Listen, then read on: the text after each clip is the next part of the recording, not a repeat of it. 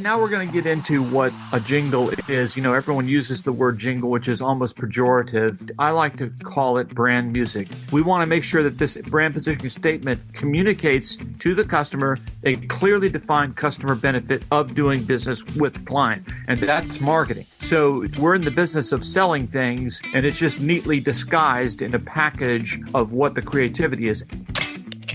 Hey there, and welcome back to Bottled Up. I'm your host, Andrew Allen. Today, I'm joined by a guest whose work you've almost certainly heard, whether you've realized it or not. Mr. Paul Loomis is the founder of the Loomis Agency and a partner at Luminous Sound Studios in Dallas, Texas. Not only has he composed nationally recognized jingles like the iconic Stanley Steemer tune, but he's also worked with major brands and even Grammy-winning musicians. In this episode, you'll hear Paul's fascinating journey from a musical childhood in Washington, D.C. to crafting soundtracks for everything from jazz competitions to TV commercials. We'll dive into the secrets behind a catchy jingle, why brand music matters, and how Paul's creative process blends music theory, business strategy, and marketing psychology. Plus, you'll get a behind-the-scenes look at how AI is shaking up the industry. And Paul even shares his experience launching a new record label. And be sure to stick around because later in the episode, we've got a real treat. The world premiere of the brand new Allen Beverages jingle, written and produced by Paul himself. You won't want to miss it. Let's get started. Welcome to another episode of Bottled Up. Today, my special guest is Mr. Paul Loomis, the founder of the Loomis Agency and a partner of Luminous Sound Studios in Dallas, Texas. Paul, thank you for coming on the show. Thanks, Sandra. Thanks for having me. Absolutely. I'm really excited about having a chat with you today. I know that you do a lot of things when it comes to audio. You've been in this business a long time, so I'm really excited about diving in with you to the ins and outs of what it takes to do what you do. So where did you grow up? Where were you born and where did you grow up, Paul? I grew up in Washington, D.C., one of the few people actually born in Washington. And my dad was ex-military in the Marine Corps, and he was part of the Marine Corps band, the President's Own. So that's sort of my musical background. I grew up in the Maryland suburbs, went to school there, and I'm in Texas now because after graduation from high school, I was recruited to come to what was then known as North Texas State University, which is the second largest music school in the country and particularly known for an unbelievable jazz music program. Oh, that's incredible. So you grew up in the DC area. Families especially don't live like necessarily in DC. They normally live outside in the suburbs, like you said. So what time did you move to North Texas? When did that happen? I came to North Texas in 1975 and enrolled at the school in the fall of 75. Okay. So you grew up with music in your life. Your father was part of a very special band in the United States. Correct. Did you find it easy to pick up music when you were a child? I mean, were you an easy learner? Were you a fast start when it came to it? I think so. I started as an 11-year-old playing clarinet, and about 6 months after I started playing clarinet, our family visited my uncle in Southern California, and he had been a part of the Henry Mancini writing team, if you know who that guy is, who wrote, the Baby Elephant Walk and a bunch of things like that. And when I'm 11 years old, he sits me down at the piano and starts giving me lessons in 3-part harmony. And he told me, he says, if you're going to do music, Paul, you want to be a writer because the writers make all the money and the players are a dime a dozen. So that stuck with me. That's interesting. And then I started private lessons on clarinet at 12 years old. I started playing saxophone at 14 years old and made the high school jazz ensemble and as 14. So I played in that for all 4 years, freshman through graduation. And then as a junior in high school, I started writing music for the jazz band there. And in my senior year, we went to a jazz competition in Northern Virginia. And one of the judges was the acclaimed educator Leon Breeden, and he's passed away now, but he was the driving force behind the 1 O'Clock Lab Band at North Texas, who played in the White House and played with Duke Ellington, and has all sorts of people now who are like in the Blues Brothers Band. We're all there. So yeah, that's how I got into that. And probably at age 18, 19, I got very, very serious with my music composition and piano playing. So, Paul, were you performing original written jazz numbers at 17, 18 years old? Yes, sir. Oh, wow. Were you more towards the having a really good ear, or were you more towards the notes on a page type? Both, Andrew. You have to be able to do both. You have to be able to, in your mind, you have to be able to sing what you're hearing before you play it. I've never considered myself the most gifted musician. I've been around people with absolute pitch and things like that, and I had to kind of grind my way through it. But I've always been pretty successful at that. In 1974, I was invited to go to New York City and serve as an apprentice to a group called the National Jazz Ensemble, which is now Jazz at Lincoln Center. So I interned there in 74, and I met all my heroes, Herbie Hancock, Stan Getz. That's incredible, Paul. And then to get into that program, I had to submit a jazz composition, which I did. And then I met a saxophone player there who was playing with a legendary jazz composer named Gil Evans, who worked with Miles Davis and has won, unbelievable Grammy Awards. And just as a happenstance, Trevor Kohler, the saxophone player, took my reel-to-reel recording of my composition, and he played it for Gil Evans. He didn't tell me that. And then a weekend later, I was at the Village Vanguard in New York and introduced myself to Gil Evans as I was 20 years old. And I said, "Hi, I'm Paul Loomis. I'm studying with Trevor." He goes, "You're the writer, aren't you?" And I just was stunned because he goes, I heard your piece. I really like it. He goes, "Why don't you write for my band?" Oh my God. And then this is an all-star band in New York. And what he did was he said, "Have you heard about the National Endowment for the Arts?" I said, "No." He goes, "Well, it's an endowment program." And he goes, "They pay people to write jazz music." So he wrote me letters of recommendation. And for 2 consecutive years, I received grants from the National Endowment for the Arts to write for the Gil Evans Orchestra, and that kind of launched my career. It got me into North Texas on a scholarship. I got the Stan Kenton Scholarship at North Texas, and my very first composition that I placed with the 1 O'Clock Lab Band was on a record called Lab 76, which was a Grammy-nominated record for Best Instrumental Jazz Album in 1976. So that had me off and running. Well, Paul, so man, it's crazy how all that lined up. After 1976, so you're at North Texas. What did you obviously you had already been very accomplished at such a young age to have the ability to write stuff that mainstream, highly accomplished people are looking at and saying that this, like, you have something here.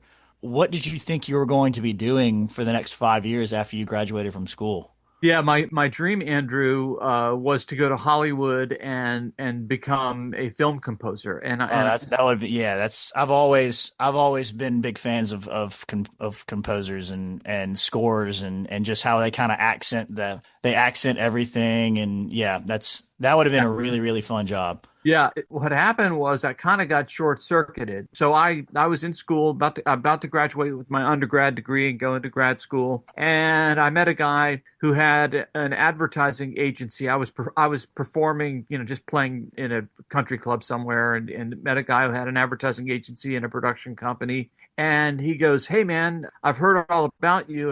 And he goes, "I'm a self-taught musician, but I'm having some success. Could you help me produce my music? I understand that you can write for brass and strings." And I said, "Yes." And his job was mostly doing advertising. And this was 1978.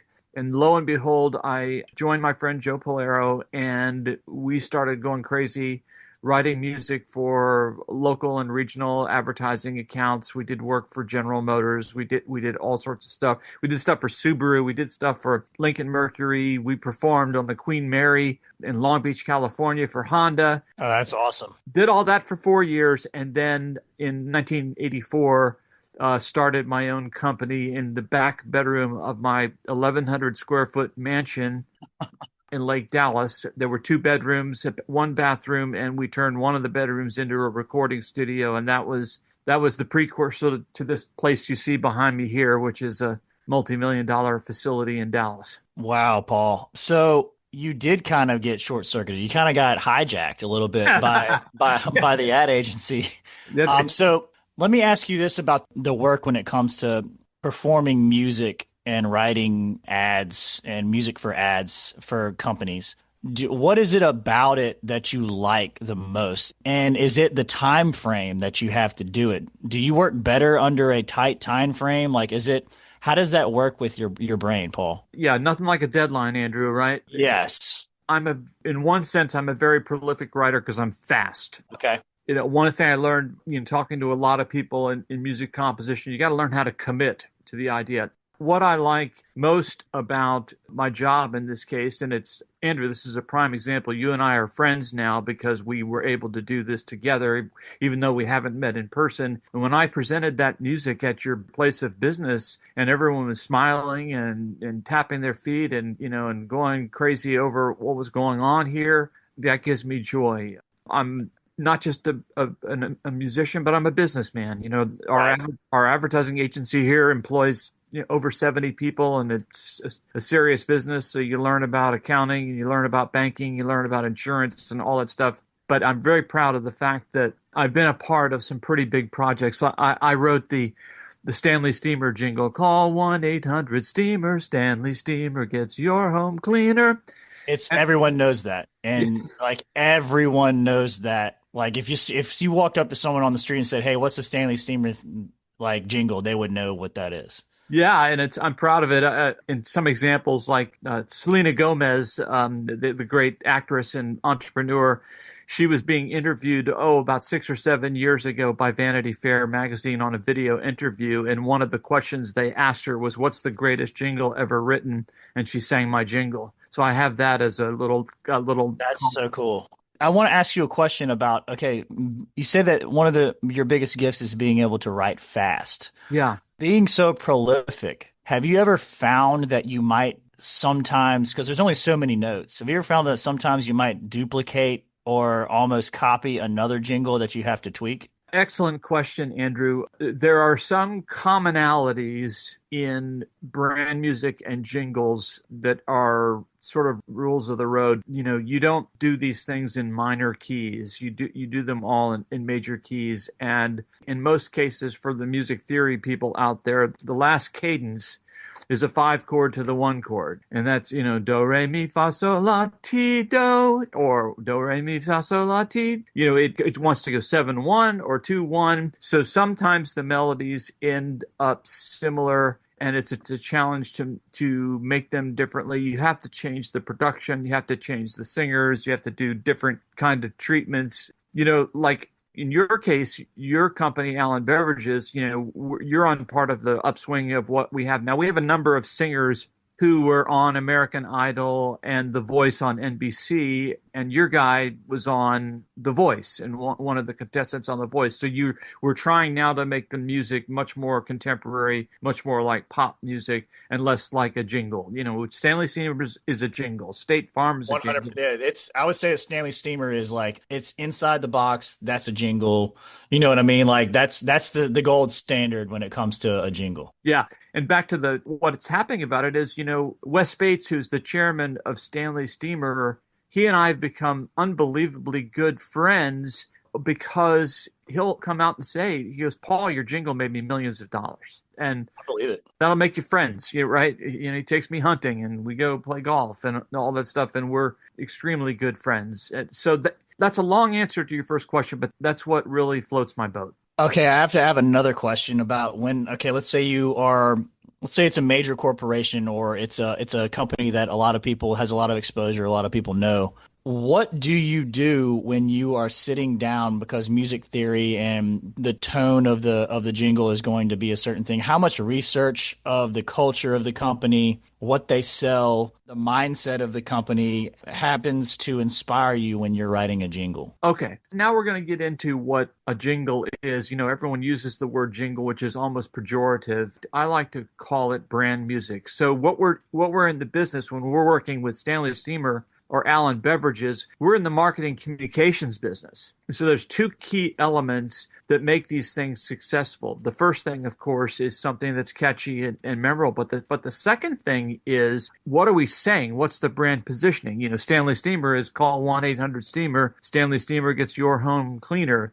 Allen Beverages is refreshingly local since 1947. Is that correct? Yes, correct. Thank All you. right.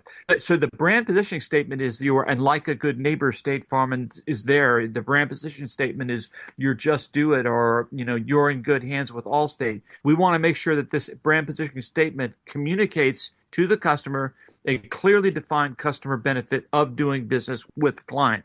And that's marketing. So we're in the business of selling things, and it's just neatly disguised in a package of what the creativity is. And absolutely, I drill down with every client. We met with your agency with Brooke, and then I do my research. I go on the website. We talked about how you had this family-owned business, and here's the history, and you're all about over-delivering on customer service. And I dig, Yes. and I drill deep, and I drill deep, and I drill deep because I'm an advertising guy. So it's what I refer to as a velvet hammer. It hits people right between the eyes, and it's impactful, but it doesn't hurt. Paul, is there a set selection of notes that has been proven to stick in someone's head to make a jingle stick? Has the theory and the science been done? Be like, hey, listen, because it's pop music is all the same. If you go through like the early aughts in the late '90s, like there was a drum track that was on 90% of the boy bands. It was the same track. You know what I mean? So is there a formula that you can say, hey, these notes work? It's more like an algorithm than a formula. There's all sorts of variables, but you're absolutely correct. As a part of my career, you'll laugh at this, I was part of the team of people that wrote music for Barney the Purple Dinosaur. I come from the generation of where my parents wanted to throw those VHS tapes in a swimming pool somewhere. My dad, to this day, if he was still around, he would say that Barney was the bane of his existence. He hated Barney.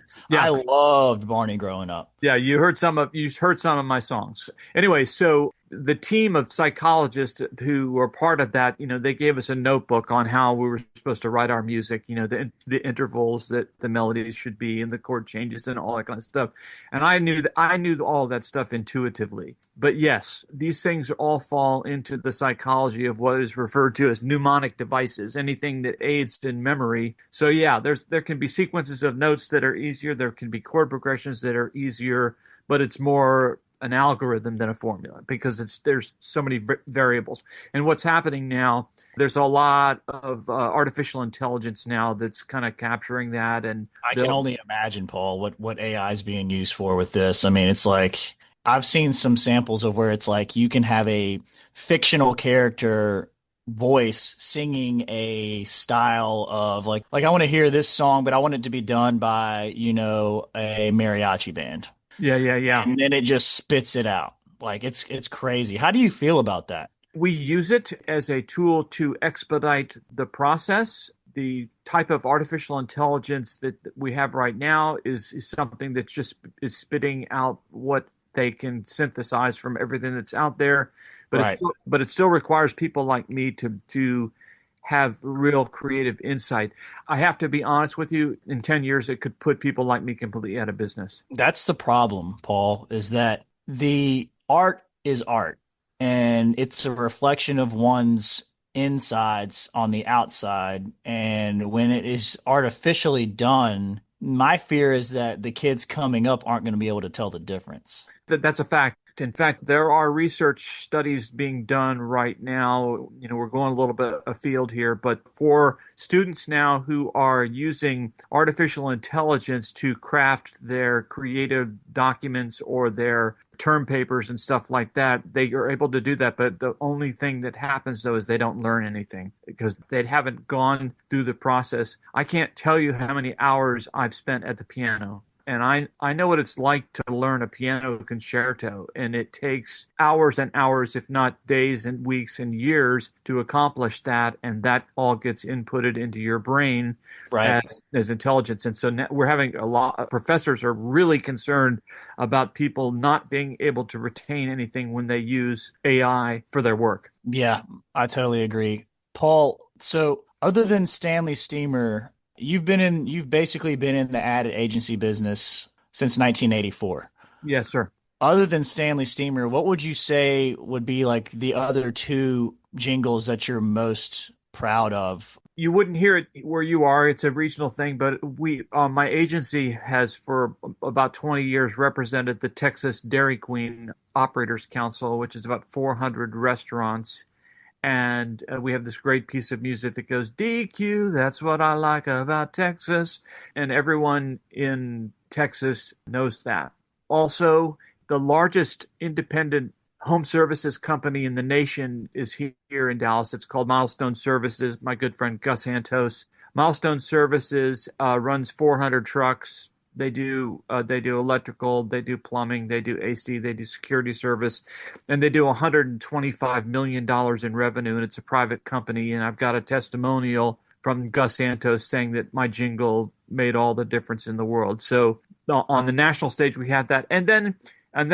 During the COVID time, my friend Wes Bates called me up. He's in the air duct business, and he said, "Hey, Paul," he said, "we're getting into this air duct business, and I'd like to license a song for Stanley Steemer to do air duct cleaning." And he goes, "You know the song 'All I Need Is the Air That I Breathe,' which was from the '70s. It's the Hollies." And I went, "Yeah, I know that song, but that's not what you need." He goes, "What do I need?" I said, "You need every breath you take from the police." And so he went, and so COVID derailed us. But 18 months ago, I got with Sting and the police and his people, and we licensed Every Breath You Take from Sting for Stanley Steemer carpet cleaner. So if you've seen those spots, that's my work as well. Wow, I know that's really, really interesting. I think that, having someone like you who has the capacity to come up with something as helpful to a company as a jingle is a powerful thing. And when this was brought to us about, hey, does Allen Beverages want a jingle? I kind of have a marketing and advertising brain.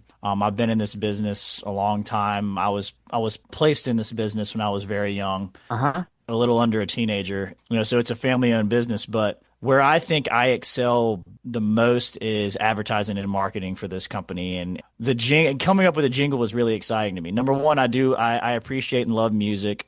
And getting to work with someone like yourself is very exciting just because you have that access and you have that brain. So what have you utilized your talents for personally? Like, have you written songs for your family members? Have you ever done anything like that? I have done songwriting and arranging and producing for some pretty prominent people. I originated and worked as a leader of the team that did all of the work with Vanilla Ice. Ice Ice Baby, I recorded that and played keyboards on that. And that record became the #1 record in the world to the extreme in 1990.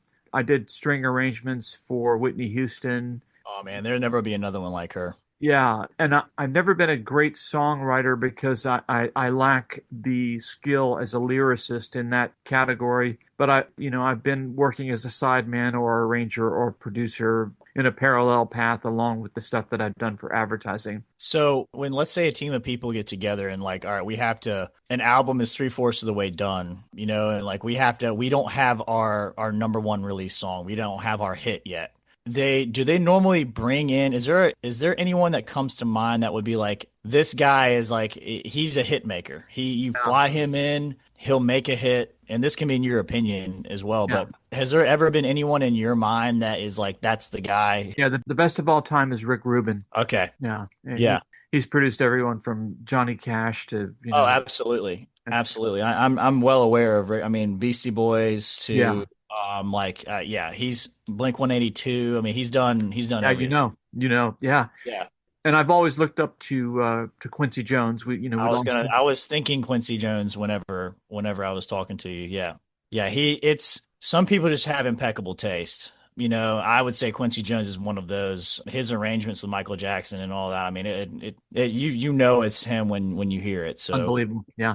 absolutely. Well, Paul, how have you seen music change growing up and playing in the 70s and 80s and 90s? And like, I know I don't want to go down a rabbit hole of like, money with Napster and streaming and Apple Music and all that, but I want to kind of get an like a 3,000 level view from you of like how you think people coming up nowadays who might be someone who's in the band, who's talented in a jazz band, what would some advice be to that person that you would give them? Wow. One of the things that is unfortunate is that, once the Pandora was out of the box with Napster and everything like that, now the public doesn't feel like they have to pay for music.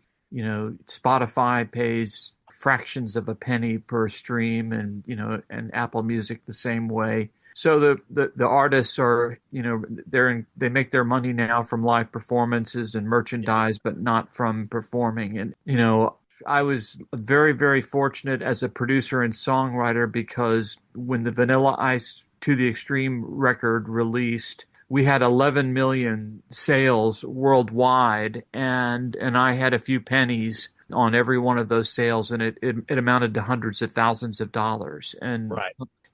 But that's not there now. And another thing that's happening, Andrew, is kids aren't playing band instruments much anymore. They're not playing trombone or trumpet or saxophone or clarinet. Everyone's wants to be a DJ or, with the computer assisting. That is true as well. Yeah, you don't normally see a lot of brass. You don't normally see a lot of strings. And if you do see something, it's like your standard garage band stuff, like Exactly. Yeah. Bass, drums, guitar, singer. Yeah. Maybe a little bit of keys. Yeah. So yeah, it's very, very difficult now to make it. And there's a lot of access to the technology. So there's a zillion artists chasing, 10 spots to be famous. We see it every day here at the studio. The hip hop rap world, is big. And, yes. and then the country world is big, and then everything else is suffering. There's not any rock bands anymore. They're all 75 years old. We don't have any of that coming up. I'm kind of sad about it. Yeah, you are right. There used to be a lot more fleshed out genres. It seems like there's like a big three now, and everyone who might be on the outside that what you would call rock is being sucked into one of those three. Yeah, fair enough. Of the bands that are playing today, has there been anyone that you've seen that has really stuck out where you've been like, that's special, that's something different? It might not even be mainstream, but just any group or band from the US or not that has kind of stuck with you where you say, hey, I'm a fan of them, they're talented. Yeah, my favorite entity in the world right now is Snarky Puppy. Do you know those guys? I do not. I'm going to write it down right now. Yeah, I'm giving you a left turn because it's not a pop group, but Snarky Puppy is a group that formed at the University of North Texas, and the leader is Michael League. He's in New York. Go check them out because it's the most amazing music you've heard. David Crosby's played with them. They've won 4 Grammys. It's a gigantic ensemble. There's like 20 players, and everyone in the band is a virtuoso. Several of these people are our friends. Yeah, that's the most incredible instrumental ensemble in the world right now. I have written it down. I will check them out probably right when we get off this podcast. And send me a text, dude. I will. Yeah, that's a hell of a recommendation. So let's talk a little bit about what we ended up doing together. For the listener, if you haven't caught on, Paul has so graciously written and performed and arranged a jingle for Allen Beverages. And we had a conversation beforehand. He did his due diligence of researching the company. He kind of asked what was important to the company, and we went and walked down the road a little bit, and we actually have a jingle that we are going to be debuting on this podcast. And I think we'll probably do that a little bit later on. But Paul, explain to the listener how you kind of got hooked up with us and Sure. What news outlet and how all that kind of works. Like, because Sure. It's very interesting to me that it's kind of like a networking thing, right? It's like, Yes. so explain to the listener how that works. And that way, if anybody who's a business owner in and around the area or in the tri-state area wants something like this, they know exactly how to find it. Great. Yes. So as a part of my career, I have what I refer to as a brand consultancy, and I've been doing this for 15 years now, where I work with television stations literally all across the country with their advertisers to help handle the marketing communications, the brand music production, the jingle production, the television production. And I came into town to work with WXXV television there. My old friend Don Moore invited me. Don's a fantastic human being. He's awesome. And he and I have been friends, I'm not exaggerating, 15 years. Anyway, so we came to the market, and your company was on everybody's radar. And so, hey, Paul, we'd like to get the folks from Allen Beverages in front of you to do a meeting. And I, if memory serves, Andrew, I think it was before I was actually in the market. I think we did it first on a Zoom call, I think. Yes, it was. Yeah. Okay. Great. So we were introduced by Don Moore and his people, and the proposition is, so WXXV Television says, okay, Allen Beverages, you're an advertiser on our station. If you keep advertising on our station, we're going to introduce you to Paul Loomis, and Paul Loomis is going to work, and we're going to pay Paul Loomis a commission on the media that's placed there, so Paul Loomis doesn't cost you anything.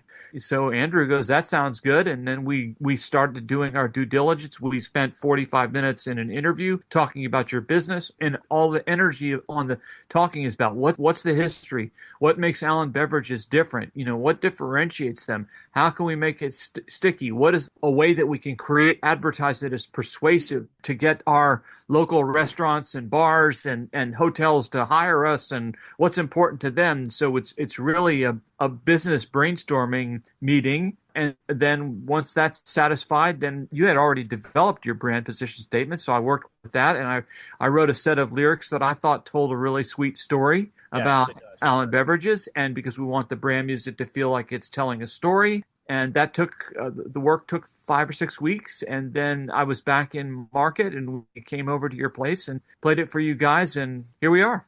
Yeah, Paul, it was a really fun process. I mean, honestly, I didn't even think it took 5 or 6 weeks. I think it might have been done quicker than that, honestly. But I was very happy and surprised because you never really know, right? Right. And I think one of the reasons why I even wanted to walk down the road is just like, what's he going to do? We're a soft drink distributor. We're family owned, right? But like, how do you create a jingle for that? And it was tonally, I think it was spot on. The lyrics were very good. I think it represented the coast well. I was very happy with it, Paul. And I think that if there's anyone out there that is wanting to feel like they're missing something, if there's anyone out there who feels like they have a miss in their marketing or their advertising, or they could, be helped or expand their business with a jingle, how could they contact you to make this happen? Is this something that you're doing wholesale, or do they have to go through another entity to do it? I feel like I'm on the Tonight Show and you're letting me do a plug. That's exactly what I'm doing, Paul, because your services, obviously the proof's in the pudding. I mean, you are a talented man who knows how to do things that people need. So, I mean, if someone listening to this feels like, hey, I think that I could use a jingle, whether it's, I run, a 3-location AC repair outfit, or, I own a computer repair shop or something. I mean, I think that this is something that people could use. Yeah, well, it's my email is paul.loomis, LOOMIS, at thelumisagency.com, thelumisagency.com. Good. Well, Paul, I think we're going to go ahead and try to debut that jingle. Excellent. We're going to try to debut that jingle so everybody can hear it, and then we can revisit after that. That sounds great. And so, listener, let's go ahead. This will be the first time anyone has heard this jingle. Let's go ahead and premiere it now. Here in southern Mississippi, we like to drink in the sun and drink in the fun, and the drinks from Allen Beverages, 'cause there's something for everyone. You get incredible service from the Allen family, for restaurants, bars, and hospitality.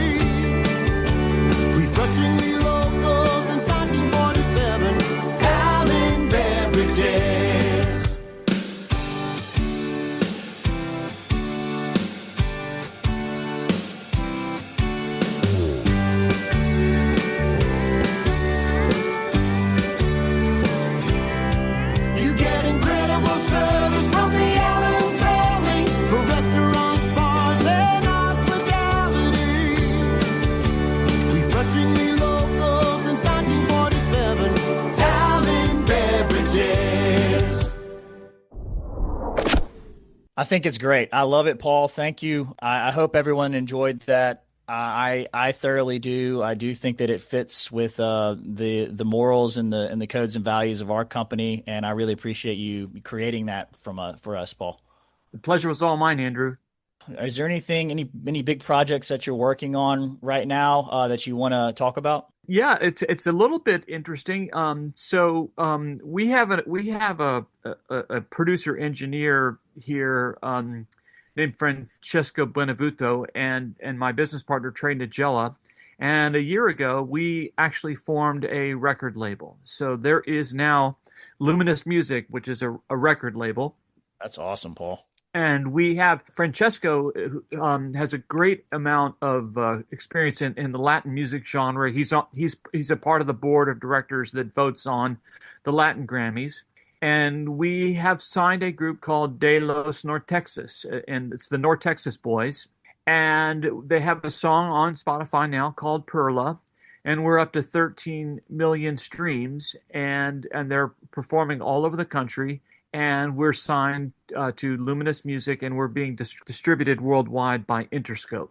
Oh, Interscope Records, yeah, they've done so many different bands. That's great. I mean, so is that the only band that you currently have on the record label?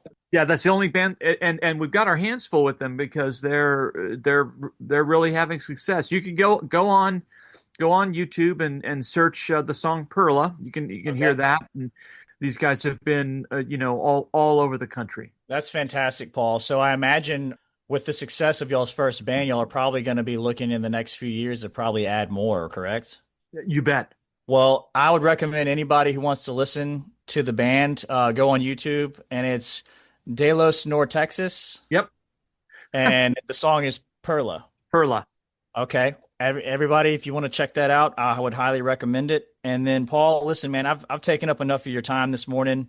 Once again, it's been a tremendous pleasure to have a conversation with somebody who has spent their life, crafting music with a music brain. I'm a big fan of music. I normally think about it if someone told me I could have anything, if I was secluded somewhere and I could have one thing, it would probably be music, any kind of music that I could want. I can do without reading or TV or anything like that. But music is probably something I listen to it every day.